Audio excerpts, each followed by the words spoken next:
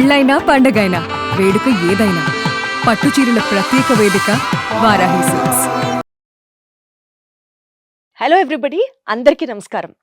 యూజువల్గా ఒక డాక్టరు ఎందుకైనా మంచిది ఒక ఏజ్ లిమిట్ దాటిన తర్వాత కొన్ని టెస్టులు చేయించుకుంటే మీ వెల్బీయింగ్ కోసం ఇది చాలా అవసరము. ఇన్ఫ్యాక్ట్ ఒక ప్రాబ్లం వచ్చాక దాని రిలేటెడ్ టెస్టులు చేయించుకొని అప్పుడు ప్యానిక్ ఫీల్ అవ్వకుండా మెయింటెనెన్స్లో 30+లోనో 40+లోనో ఒక సెట్ ఆఫ్ హెల్త్ టెస్టులు చేయించుకుంటూ ఉంటే అది డెఫినెట్లీ చాలా హెల్ప్ అవుతుంది అని చెప్పారే అనుకోండి.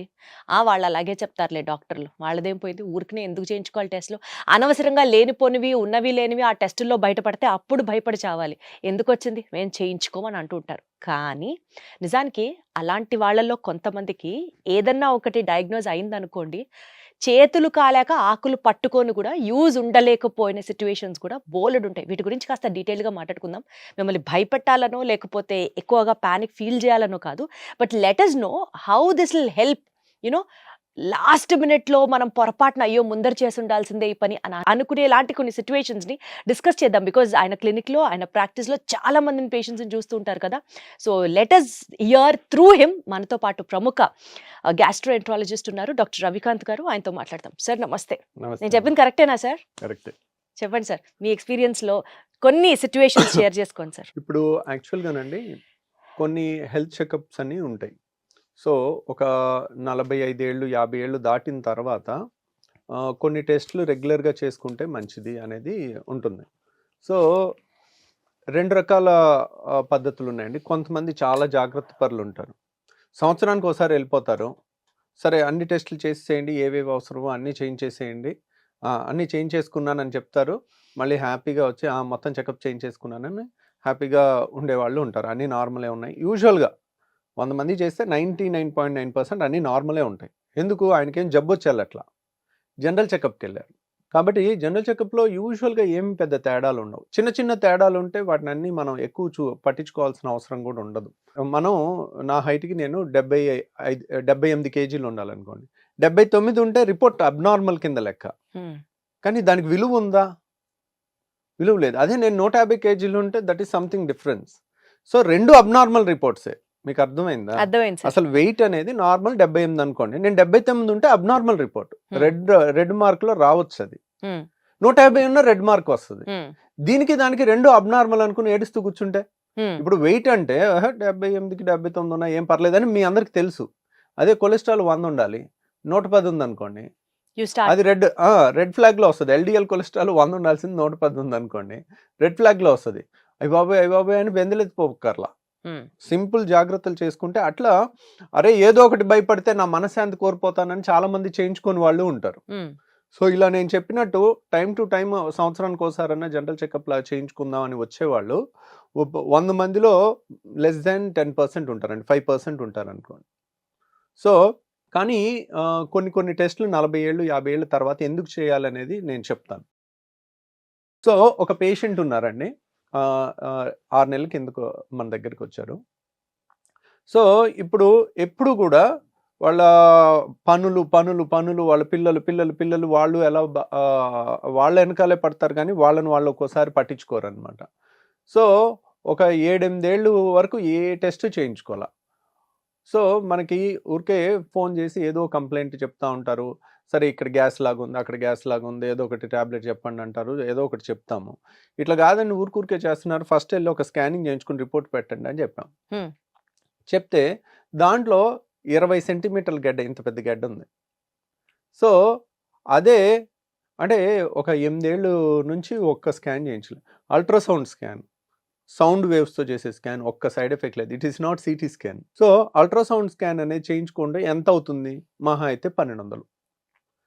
మనకి సంవత్సరానికి ఒకసారి చేయించుకున్న 40 ఏళ్ళు దాటిన తర్వాత, ఇప్పుడు 20 ఏళ్ళ వాళ్ళకి క్యాన్సర్ రావు కదా, 40, 50, 60 ఏళ్ళు దాటిన వాళ్ళకి యూజువల్గా వయసు ఎక్కువైన వాళ్ళకి క్యాన్సర్లు ఎక్కువ వస్తుంటాయి. సో క్యాన్సర్ అయ్యి ఉండొచ్చు, నాన్ క్యాన్సర్ అయ్యి ఉండొచ్చు. అంత పెద్ద గడ్డ అంతవరకు పెరిగే వరకు కూడా మనకు తెలియలేదు కదా. అదే ఇప్పుడు అంత పెద్ద గడ్డ తీయాలంటే పొట్టంతా కొయ్యాలి, లేదంటే అది అసలు ఏం గడ్డ, క్యాన్సర్ గడ్డ, నాన్ క్యాన్సర్ గడ్డ, క్యాన్సర్ గడ్డ అనేది మళ్ళీ ఇంకా ఫర్దర్ టెస్టులు చేసి చూస్తాం. సో మనకి అంత పెద్ద దాన్ని హ్యాండిల్ చేయటం కూడా కష్టం కదా. ఇప్పుడు రియల్‌గా ఏ ఫైనల్ స్టేజ్ క్యాన్సర్ అని వచ్చిందనుకోండి. ఒకవేళ ఆపరేషన్ చేసి తీసినా ఒక్కోసారి కంప్లీట్‌గా క్యూర్ అవ్వచ్చు, క్యూర్ అవ్వకపోవచ్చు. హ్మ్. మనకి సరే ఆపరేషన్ చేయించుకుంటాం, పెద్ద కోతన్నా చేయించుకుంటాం. కానీ క్యూర్ అవుతే అనే గ్యారంటీ అనేది ఉండదు. సో, ఆ పేషెంట్‌కి ఏంటంటే అది క్యాన్సర్ అని వచ్చింది. అయ్యో! సో, ఇప్పుడు చూడండి ఎంత అన్యాయం జరిగిపోయినట్టు. సింపుల్‌గా ఇప్పుడు ఒక రోజులో అయితే ఇంత గెడ్డ ఫార్మ్ అవ్వదు గదా! 18 సెంటీమీటర్లు, 30 సెంటీమీటర్ల గెడ్డలు. సో, అది ఫార్మ్ అవ్వటానికి ఖచ్చితంగా స్లోగా ఒక 1-2 ఇయర్స్ పైన పట్టుద్ది. మనం ఇయర్లీ చెకప్‌లో చేసుకున్నా అది 5 సెంటీమీటర్లు, 10 సెంటీమీటర్లు ఉన్నప్పుడు చేసుకుంటే ఆపరేషన్ తేలికైపోను, ఫస్ట్ స్టేజ్‌లో కనపడను, క్యూర్ అయిపోను. హ్మ్.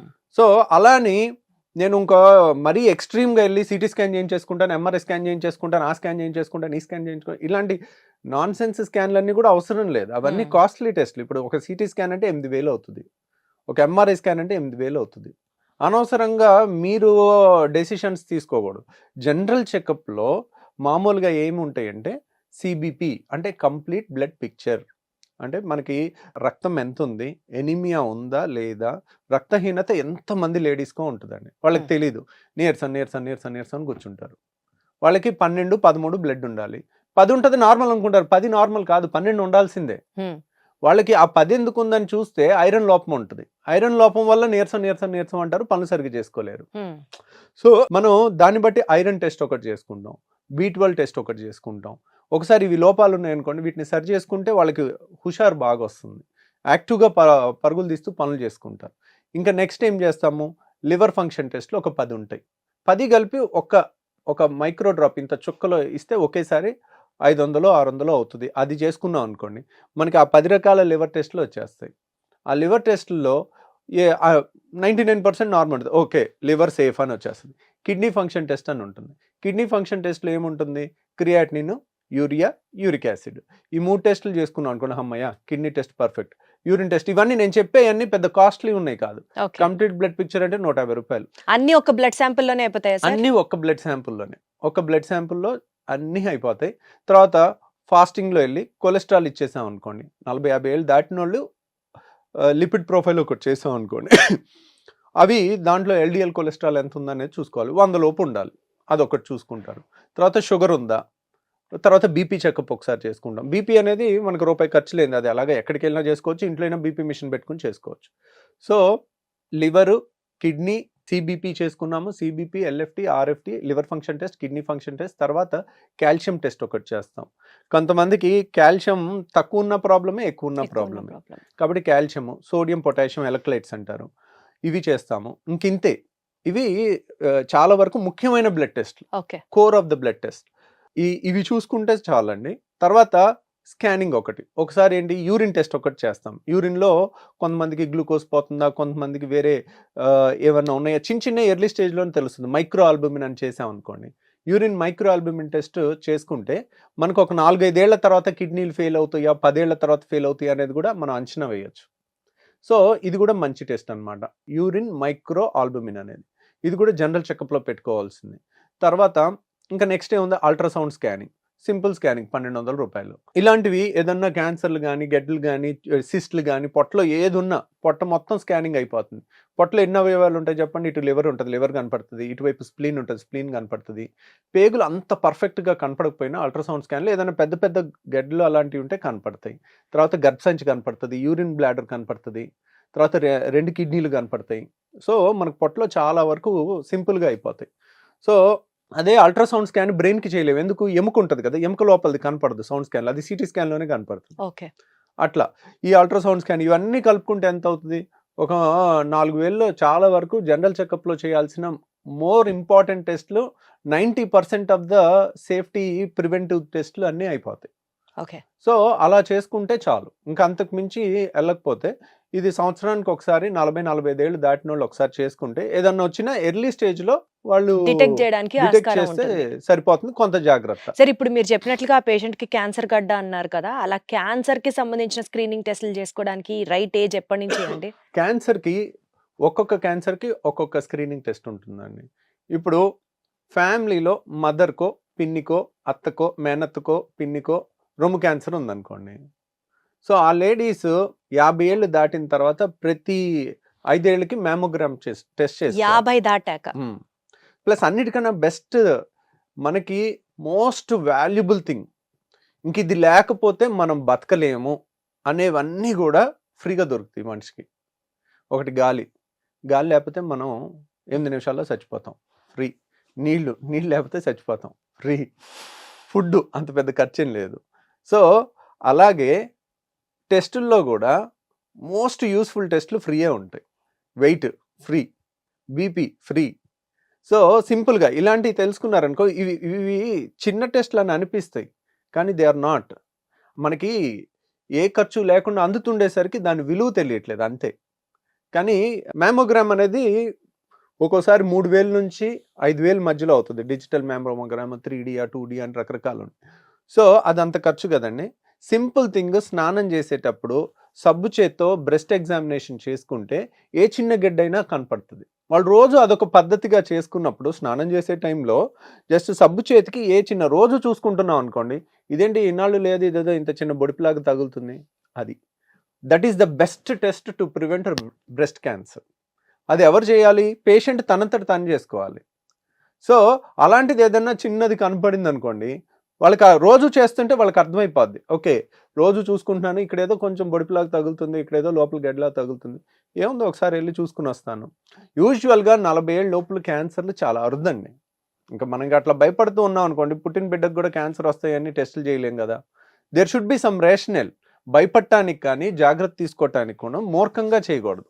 కాబట్టి ఈ సెల్ఫ్ బ్రెస్ట్ ఎగ్జామినేషన్ అనేది ఇన్ఎక్స్పెన్సివ్ టెస్ట్. తర్వాత లేడీస్లో అతి సాధారణంగా వచ్చే రెండో cancer cervix cancer, uterine cervix cancer. అది దానికి సెర్వారిక్స్ అనే ఇంజెక్షన్ వచ్చేసింది. అంటే మనకి ప్రివెన్షన్, అంటే వ్యాక్సిన్ వచ్చింది. అది వ్యాక్సిన్ ఆల్మోస్ట్ స్కూల్ గోయింగ్ పిల్లలకి 18 ఏళ్ళు లోపల ఇచ్చేస్తే ఇంకా వాళ్ళకి రాదు. సో అది ప్రివెన్షన్. ఒకవేళ అది చిన్నప్పుడు ఇవ్వలేదు అనుకోండి, ఇప్పుడైనా తీసుకోవటం ఒక పద్ధతి, కొంత ప్రొటెక్షన్ ఉంటుంది. రెండో ప్రొటెక్షన్ ఏంటంటే ప్యాప్స్మియర్. ప్యాప్స్మియర్ అనే టెస్ట్ చేస్తే మన అదృష్టం కొద్దీ సర్వైకల్ క్యాన్సర్ చాలా భయంకరమైన క్యాన్సర్ అయినప్పటికీ కూడా ఇలా ఒక 6 నెలల్లోనో సంవత్సరంలోనో వచ్చేది. అది స్లోగా ఒక 3-4-5 ఏళ్లలో వస్తుంది. కాబట్టి 40 ఏళ్ళు దాటిన వాళ్ళు ప్యాప్స్మియర్ చేయించుకున్నారనుకోండి, ప్యాప్స్మియర్లో కొన్ని కణాలు క్యాన్సర్ కింద మారుతున్నాయి అని వస్తుంది. ఇప్పుడు క్యాన్సర్ కాని కణాలు ఉంటాయి, క్యాన్సర్కి మారిపోయిన కణాలు ఉంటాయి, మధ్యలో ఇంటర్మీడియట్ కణాలు, అలా స్టేజ్ వైజ్ వెళ్తుంది క్యాన్సర్. కాబట్టి ప్యాప్స్మియర్ చేసుకున్నాం అనుకోండి, ప్యాప్స్మియర్లో తేడా సెల్స్ కనపడినాయి అనుకోండి, ఓకే ఎర్లీ స్టేజ్ లో. ఎందుకు? అది కనపడిన తర్వాత ఇంకో 5-10 ఏళ్ళు టైం ఉంటుంది మనకి, అది కంప్లీట్ క్యాన్సర్ స్టేజ్ లో అయితే మనం క్యూర్ చేసేసుకోవచ్చు. ఇప్పుడు ప్యాప్స్మియర్ లో తేడా ఉంది అనుకోండి, దాంట్లో గర్భసంచి ఆపరేషన్ చేసుకుని ఫర్దర్ గా లోపలంతా క్లీన్ చేసుకుని చూసుకుని కొద్ది క్యాన్సర్ ఉన్నా దాన్ని కంప్లీట్ గా తీసేయచ్చు అనమాట. సో ఎర్లీ స్టేజ్ లో చేస్తాం కదా, ఏ ప్రాబ్లం ఉండదు. ఇప్పుడు అదే ఇంకా కొన్ని క్యాన్సర్స్ ఉన్నాయి. ఇప్పుడు టెక్స్ట్ బుక్ గైడ్ లైన్స్ అని గూగుల్లో చూసుకుని చేసుకుంటే అన్ని కరెక్ట్ తెలియదు. ఫర్ ఎగ్జాంపుల్ చెప్తాను, అమెరికాలో ఆర్ యూరోప్లో 50 ఏళ్ళు దాటిన ప్రతి ఒక్కరికి 5 ఏళ్ళకి 10 ఏళ్ళకి ఒకసారి కొలనోస్కోపీ చేయాలి. అంటే 20 కోట్ల మందికి లో ముసలోళ్ళు ఆల్మోస్ట్ 50 ఏళ్ళు దాటిన వాళ్ళు 20 కోట్లో ఒక 5 కోట్లో 3 కోట్లో ఉన్నారనుకోండి, 3 కోట్ల మందికి ప్రతి సంవత్సరం ప్రతి 5 ఏళ్ళకి కొలనోస్కోపీ అంటే అసలు ఎన్ని టెస్టులు చేయాలో. మన ఇండియాలో ఆ గైడ్ లైన్ లేదు. ఎందుకని? మన ఇండియాలో కోలన్ పెద్దపై క్యాన్సర్ తక్కువ, అమెరికాలో 30 రెట్లు ఎక్కువ మనకన్నా. అంటే వాళ్ళు ఎక్కువ జంక్ తింటారు కదా సార్. అదే వాళ్ళ ఫుడ్. మనది ఫస్ట్ నుంచి వెజిటేరియన్ డైట్, ఆ జీన్స్ వల్ల అయి ఉండొచ్చు మోస్ట్లీ. సో కాబట్టి అక్కడ వెజిటేరియన్ తిన్నప్పటికీ కూడా వాళ్ళ జెనెటిక్ గా కూడా వాళ్ళకి ఆ ప్రెడిస్పోజిషన్. కొన్ని క్యాన్సర్లు కొన్ని దేశాల్లో ఎక్కువ ఉంటాయి. ఇప్పుడు మీరు అమెరికా, యూరోప్ తీసుకున్నారు అనుకోండి, పెద్దపై క్యాన్సర్ చాలా కామన్. అందుకని వాళ్ళకి అందరికీ కొలనోస్కోపీ 50 ఏళ్ళు దాటిన తర్వాత వాళ్ళు కొలనోస్కోపీ చేయించుకోలేదనుకోండి, వాళ్ళు ఇన్సూరెన్స్ డిఫాల్టర్ అవుతారు. సో మీరు 10 ఏళ్లలో చేయాల్సిన కొలనోస్కోపీ చేయలేదు, మీరు మీ హెల్త్ని మీరు సరిగ్గా చూసుకోలేదు కాబట్టి, మేము ఫ్రీగా ఇచ్చే టెస్ట్ కూడా మీరు చేసుకోలేదు కాబట్టి మీకు ఇన్సూరెన్స్ ప్రీమియం పెంచుతున్నాం, ఇప్పుడు మీకు క్యాన్సర్ వస్తే మేము ఎందుకు కట్టాలన్నట్టుగా స్ట్రిక్ట్ రూల్స్ ఉంటుంది. అందరూ ఖచ్చితంగా చేయించుకుంటారు ఇండియాలో, ఎందుకంటే తక్కువ కాబట్టి మనకు అది అవసరం లేదు పెద్దపై క్యాన్సర్. మిగిలింది ఏమిటి? అల్ట్రాసౌండ్ స్కాన్ చేస్తే ఆ 1200 రూపాయల్లో మనకు అన్నీ అయిపోతాయి. ఓకే. మెజారిటీ ఇప్పుడు గర్భసంచి కనపడుతుంది. గర్భసంచిలో ఏదన్నా గడ్డ ఉన్నా, సిస్టులు ఉన్నా, ఇంకా లివర్లో ఏదన్నా ఉన్నా చాలా వరకు కనపడతాయి అన్నమాట. తర్వాత ఇంకేదైనా గ్యాస్ ట్రబుల్ లాంటిది ఉంటే ఎండోస్కోపీ చేసుకుంటాం, లేకపోతే అది కూడా అవసరం లేదు. సార్ హార్ట్ అటాక్ రిలేటెడ్ టెస్ట్లు ఏమైనా స్క్రీనింగ్ ఉంటాయా? హార్ట్ అటాక్కి ఈసీజీ చేస్తామండి. ఇప్పుడు ఏజ్ తర్వాత చేయించుకోవాలి సార్? ఈసీజీ అనేది యూజువల్గా హార్ట్ అటాక్కి రిస్క్ ఫ్యాక్టర్స్ 6 ఉన్నాయండి. ఈ 6 ఉంటే మనం రెగ్యులర్గా చేసుకోవాలి. ఇప్పుడు ఎవరికి వస్తుంది హార్ట్ అటాక్? ఫస్ట్ ఏజ్ ఎక్కువ ఉన్న వాళ్ళకి వస్తుంది, చిన్నోళ్ళకి రాదు, తక్కువ. ఓకేనా? నెంబర్ 1 ఏజ్ ఎక్కువ ఉండాలి. ఏజ్తో పాటు వచ్చే చేంజెస్ ఏంటి? Sugar, BP, cholesterol. ఈ 3 ఉంటే మనకి ఈ 3 ఏజ్తో పాటు వస్తాయి, కొంతమందికి ముందు కూడా వస్తాయి. ఈ 3 ఉంటే 4 పాయింట్లు. ఇవి ఉంటే మనకి హార్ట్ అటాక్ రిస్క్ పెరుగుతుంది. ఇంకేంటి? ఒబిసిటీ 5. తర్వాత జెనెటిక్స్. మన ఫ్యామిలీలో ఎవరికన్నా ఎర్లీ ఏజ్లో 40 ఏళ్ళకి 50 ఏళ్ళకి మన నాన్నగారికి హార్ట్ అటాక్ వచ్చింది అనుకోండి, దట్స్ ఎ రెడ్ ఫ్లాగ్. వాళ్ళు ఎప్పుడు టోస్ మీద ఉండాలి. వాళ్ళ ఫ్యామిలీలో పిల్లలకు కూడా 40 ఏళ్ళకి వచ్చే అవకాశం ఉంటుంది. అలర్ట్గా ఉండాలి ఎప్పటికప్పుడు. ఈసీజీలో అంటే అంటే post 25, post 30 annually once checkup చేయించుకోవడాలు అట్లా ఏమన్నా ఉన్నాయా? లేదండి, అసలు అలా లేనే లేదు. అలా ఇక 25 ఏళ్ళకి 30 ఏళ్ళకి ఇంకొకటి అతి ముఖ్యమైన రిస్క్ ఫ్యాక్టర్ 6 చెప్పాను కదా. ఇప్పుడు ఏజ్, షుగర్, బీపీ, కొలెస్ట్రాల్, తర్వాత ఒబిసిటీ, తర్వాత జెనెటిక్స్ అంటే ఫ్యామిలీలో ఎవరికన్నా ఉందా లేదా, అంటే యంగ్ ఏజ్లో. మన సపోజ్ మీ ఫాదర్కి 85 ఏళ్ళకి హార్ట్ అటాక్ వచ్చింది అనుకోండి, it doesn't make any sense. తనకి 55 ఏళ్ళకి 50కి 49కి వచ్చింది అనుకోండి, మనం జాగ్రత్తగా ఉండాలి. ఓకే. అట్లా అనమాట. పక్షవాతం వచ్చిన అట్లా అన్ని ఇంటర్నెట్. ఇప్పుడు ఇంకా అన్నిటికన్నా భయంకరమైన రిస్క్ ఫ్యాక్టరు మనం వద్దు అనుకుంటే ఈ క్షణం తీసేసేది స్మోకింగ్. స్మోకింగ్ యంగ్స్టర్స్లో హార్ట్ అటాక్ వచ్చేది స్మోకర్స్లో ఎక్కువ వస్తుంది. ఓకే. మీరు జెనెటిక్స్లో వచ్చేది దానికన్నా స్మోకింగ్ వల్ల వచ్చేది చాలా ఎక్కువ. ఫస్ట్ 40 ఏళ్ళకి హార్ట్ అటాక్ వచ్చింది అనగానే ఫస్ట్ అడిగే క్వశ్చన్ స్మోక్ చేస్తారా? స్మోకింగ్ ఈ 6 రిస్క్ ఫ్యాక్టర్లు ఎంత డేంజరో అంతకన్నా 10 టైమ్స్ రిస్క్ అనమాట. సో మనం ఈరోజు మన ఏజ్ని మనం ఇర్రివర్సిబుల్, దాన్ని చేయలేం కదా. 70 ఏళ్ళ మనిషిని 20 ఏళ్ళు చేయలేము, దాన్ని మార్చలేము. స్మోకింగ్ ఈరోజు స్మోకర్ అయితే మరుసటి రోజు నాన్ స్మోకర్ కింద మారిపోవచ్చు. సో హార్ట్ అటాక్ రాకుండా ఉండాలంటే ఫస్ట్ స్మోకింగ్ ఆపేయాలి. మిగిలిన మన చేతిలో. ఇంకా కొలెస్ట్రాల్ మరీ 200 ఉందనుకోండి, ఎల్డిఎల్ కొలెస్ట్రాల్ 100 ఉండాలి, 200 ఉందనుకోండి, కొలెస్ట్రాల్ ట్యాబ్లెట్ ఒకటి వాడుకుంటే తగ్గుద్ది. ఈ టాపిక్ మళ్ళీ ఒక ఫుల్ టాపిక్ అవుద్ది. అసలు కొలెస్ట్రాల్కి ట్యాబ్లెట్ వాడాలా వాడకూడదా, వాడటం వల్ల నష్టమా లాభమా అనేది అది సెపరేట్ టాపిక్ అవుద్ది, అది మళ్ళీ మాట్లాడుకుందాం. తర్వాత ఇంకా హార్ట్ చెకప్ అంటారా, ఈసీజీ ఒకటి చేస్తారు, ట్రెడ్మిల్ చేస్తారు. ట్రెడ్మిల్ అంటే ఏంటి? బాగా పరిగెట్టించి అప్పుడు ఈసీజీ చేస్తారు. మామూలు ఈసీజీలో హార్ట్ అటాక్ వచ్చిన తర్వాత చేంజెస్ కనపడతాయి. రాకుండా ముందే ఎక్కడన్నా బ్లాక్ ఉందనుకోండి, పరిగెట్టినప్పుడు ఈసీజీ చేస్తే మనకి దాంట్లో కొన్ని చేంజెస్ కనపడతాయి. అంటే ఒక 5 ఏళ్ళకో 3 ఏళ్ళ తర్వాత వచ్చే హార్ట్ అటాక్ పరిగెట్టినప్పుడు మనకి ఆ చేంజెస్ ఈసీజీలో కనపడతాయి. అది ట్రెడ్మిల్ టెస్ట్. ఎకో అంటారు. ఎకో అంటే హార్ట్కి మామూలు స్కానింగ్ చేస్తాం. ఇవి కూడా పెద్ద ఖర్చు కాదు. ఈ ఎకో, టీఎంటీ ఇవన్నీ కూడా 1500 అయిపోతాయి. ఎనీ గుండె డాక్టర్కి వెళ్ళి 50 ఏళ్ళ తర్వాత ఒకసారి చేయించుకున్నాను, మళ్ళీ అన్ని టెస్టులు బాగున్నాయి, జనరల్ చెకప్ అన్నీ చేయించుకున్నాను, అన్నీ బాగున్నాయి, కొలెస్ట్రాల్ బాగున్నాయి, బీపీ బాగుంది, షుగర్ బాగుంది. మళ్ళీ ఒక సంవత్సరం తర్వాత ఈ జనరల్ చెకప్ చేసుకోవచ్చు. హార్ట్ చెకప్ 4-5 ఏళ్ళకో 3 ఏళ్ళకో అట్లా కంప్లైంట్. అంటే రఫ్ గా సార్ ఇప్పుడు మీరు చెప్పిన టెస్ట్లు అన్ని ఫుల్ బాడీ చెకప్, హార్ట్ ఏంటి, కిడ్నీ ఏంటి, పొట్ట ఏంటి, అంతా ఒక 10,000 బడ్జెట్ లో అయిపోతుందా సంవత్సరానికి? 10,000 బడ్జెట్లో అయిపోద్దండి. ఇంకా తక్కువలో కూడా అయిపోద్ది, మన ఆఫర్స్ చూసుకుని అలా చూసుకుని. ఓకే. ఇప్పుడు కొంతమంది మనీ పెట్టుకోలేరు అనుకోండి, మన హాస్పిటల్లో శుక్రవారం స్కానింగ్లు ఆల్మోస్ట్ మనం ఫ్రీగా చేస్తాము ఒక 10 మందికి. ఎందుకంటే శుక్రవారం నాకు వేరే సర్జరీస్ వరకే పెట్టుకుంటాను, ఓపీ చూడను కాబట్టి మనకు కొంత ఫ్రీ టైం ఉంటుంది స్కానింగ్కి. కాబట్టి ఒక 10 మందికి మనం ఎవ్రీ శుక్రవారం మనం ఫ్రీగా చేస్తాం. కాబట్టి అది ముందే మీరు బుక్ చేసుకుంటే ఉపయోగపడుతుంది.